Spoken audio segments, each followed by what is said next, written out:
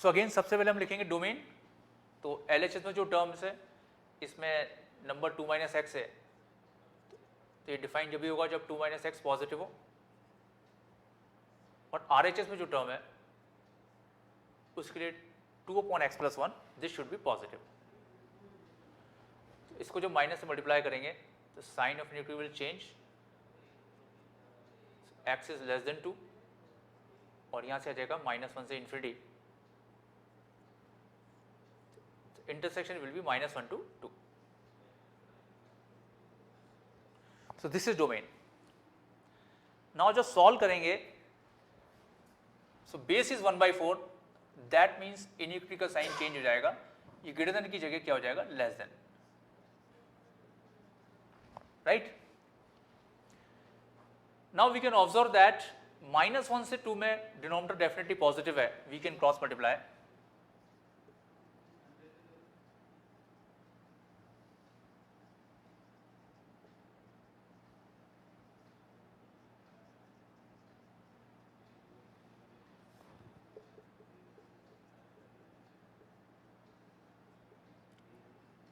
क्योंकि डोमेन में जो वैल्यू है वही हमको एक्सेप्ट करनी है, तो -1 से 2 में तो ये पॉजिटिव आना ही है, we can cross multiply.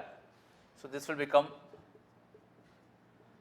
-x² + x + 2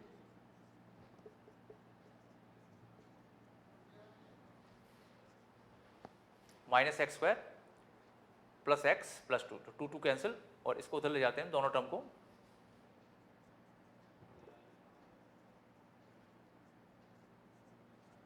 so number line पे जब शो करके हम लिखेंगे जैसा कि इनइक्वालिटी में करते हैं, सो this is -∞ to 0 union 1 to ∞। अब इसका डोमेन के संग इंटरसेक्शन लेना है, तो इंटरसेक्शन या तो डायरेक्टली ऑब्जर्व करके लिख लें या फिर दोनों को एक साथ शो कर देते हैं।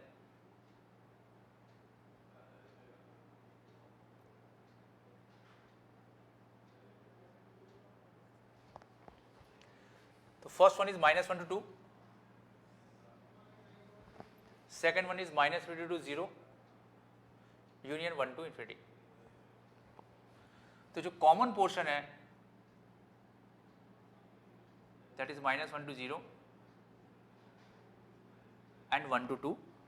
So answer is x belongs to -1 to 0 union 1 to 2। This is the answer, right? Next example.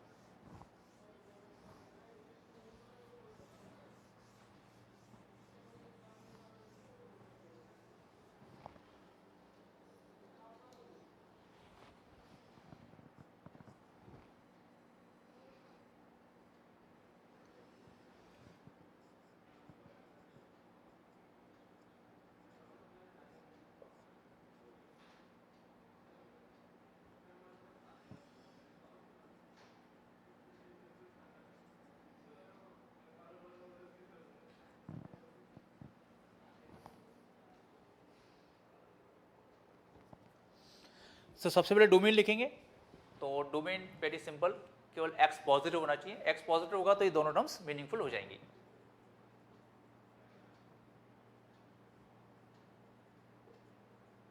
This is the domain. अब फैक्टर्स करेंगे इसके, या तो इसको t मान लें या सीधे भी फैक्टर कर सकते हैं। इसको t मान के फिर वापस को ही पुट कर देंगे, तो factors will be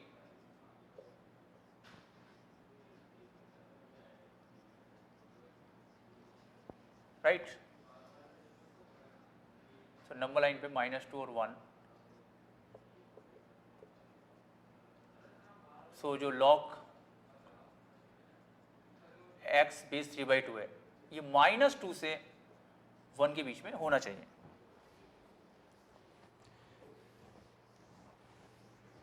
now again we can use that base is 3/2 which is greater than 1। Base 3/2 है, the sign of inequity will not change, तो ये तो जाएगा 3/2 की power -2 and this is 3/2 raised to power 1. This is 4/9 to 3/2 और domain के संग intersection लेंगे, पॉजिटिव ही है, तो answer is 4/9 to 3/2. This is the answer of this inequity, right? Next example.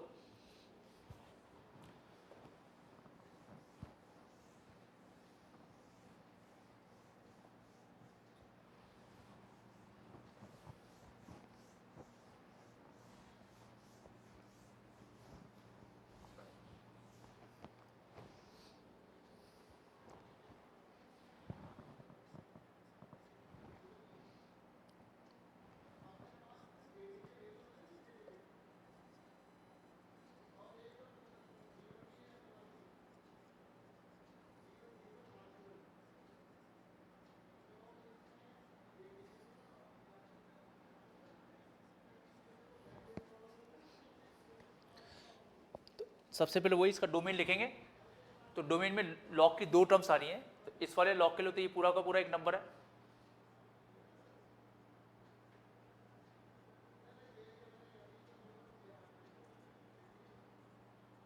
और इस वाले लॉग के लिए ये x² - 5 इज अ नंबर.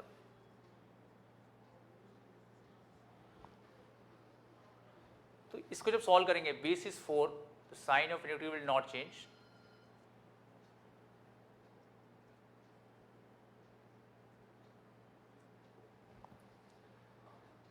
तो इसी स्टेप पे इंटरसेक्शन ले लेते हैं, तो इंटरसेक्शन में आ जाएगा x² - 5 इज ग्रेटर देन 1, क्योंकि जब 1 से बड़ा है तो 0 से अपने आप बड़ा हुआ ही. So this is x² - 6 is greater than 0. Factors कर देंगे तो x - √6 x + √6 is greater than 0. तो नंबर लाइन बनाएंगे तो domain will be -∞ to -√6 union √6 to ∞. This is the domain,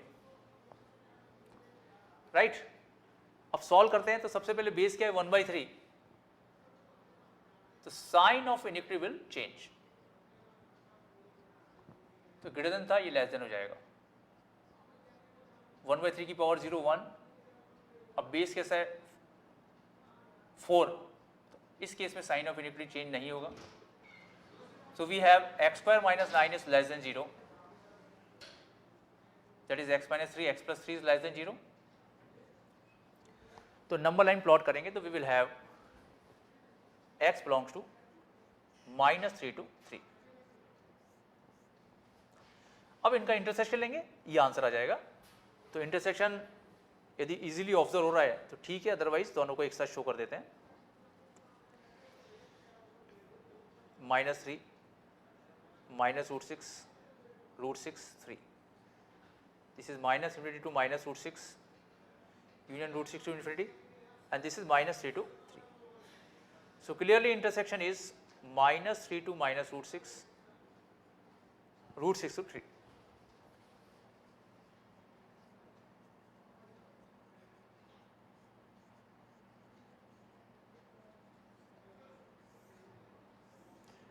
This is the answer,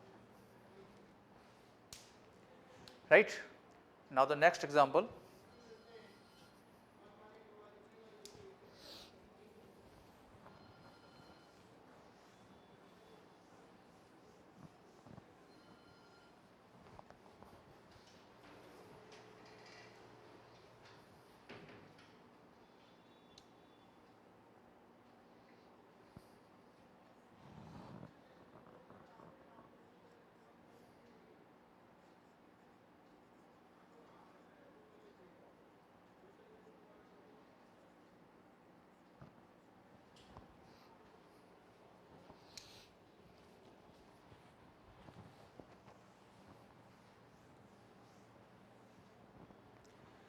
इस एग्जाम्पल में बेस में भी x आ गया है, तो अब जो कंडीशन लगाएंगे बेस के लिए भी लगाएंगे. अभी तक जो एग्जाम्पल किए थे उसमें नंबर पे ही x आ रहा था, बेस एक फिक्स था, या तो 1 से छोटा था या 1 से बड़ा था, लेकिन अब बेस में भी x आ गया है, तो we have to apply the condition for base also in writing the domain. So domain means x की वो वैल्यूज जिसके लिए मीनिंगफुल और डिफाइन हो. तो नंबर तो हो गया x², base is 2x + 3. So domain में एक तो आ जाएगा x² should be greater than 0, 2x + 3 should be greater than 0 and 2x + 3 should not be equal to 1. Right. अब x² ग्रेटर देन 0 ये तो हमेशा ही सही है सिवाय 0 के, क्योंकि इक्वल टू का साइन नहीं है, तो ये तो 0 के अलावा हमेशा सही आ जाएगा. यहां से आ जाएगा x should be greater than -3/2 और ये आ जाएगा x should not be equal to -1.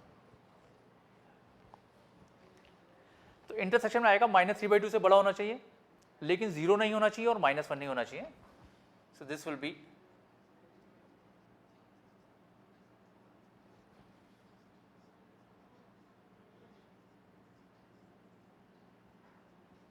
This is the domain -3/2 से -1 यूनियन -1 से 0 यूनियन 0 to ∞. अब जब सॉल्व करेंगे तो साइन ऑफ इनइक्वालिटी चेंज होगा या नहीं होगा, ये डिपेंड करता है बेस पे. बेस 1 से बड़ा है तो साइन चेंज नहीं होगा, लेकिन यदि बेस की वैल्यू 0 से 1 के बीच में आई, 1 से छोटी आई, तो sign of inequality will change. तो अभी हम कुछ कह नहीं सकते, we have to check in domain. तो यदि हम चेक करें कि भाई ये 2x + 3 ग्रेटर देन 1 कब है,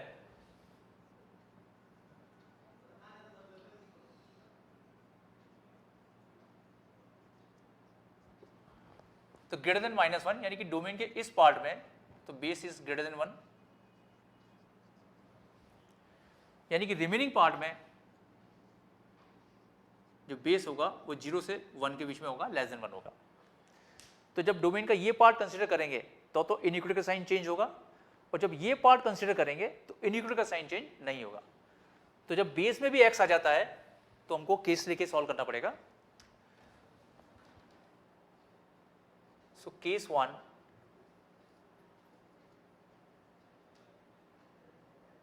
when domain is x belongs to -3/2 to -1,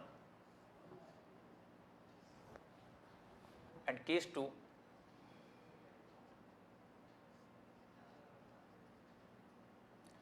when domain is -1 to 0 union 0 to ∞. तो फर्स्ट पार्ट में तो डोमेन लेस देन 1 है, बेस लेस देन 1 है, तो sign of inequality will change. इस केस में तो ये लेस देन था, दिस विल बिकम ग्रेटर. जबकि इस केस में बेस इज एक्सीडिंग 1, तो इनइक्वालिटी का साइन चेंज नहीं होगा.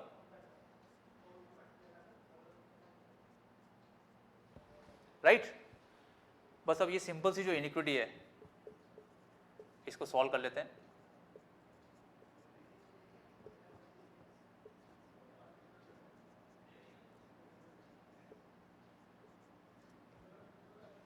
है ना, x² - 2x - 3 greater than 0, factor हो रहे हैं इसके x - 3 x + 1. तो नंबर लाइन बनाएंगे तो वी हैव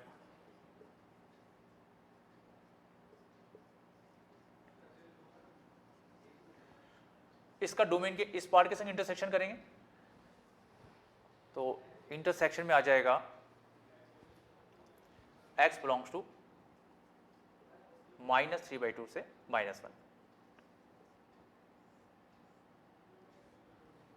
इस पार्ट में जब सॉल्व करोगे we have x belongs to -1 to 3, इसका डोमेन के इस पार्ट के संग इंटरसेक्शन लेंगे, so it will become -1 to 0 union 0 to 3.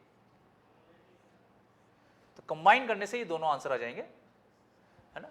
ये डोमेन के इस पार्ट के संग आंसर है, डोमेन के इस पार्ट के आंसर है, ये दोनों ही आंसर हैं.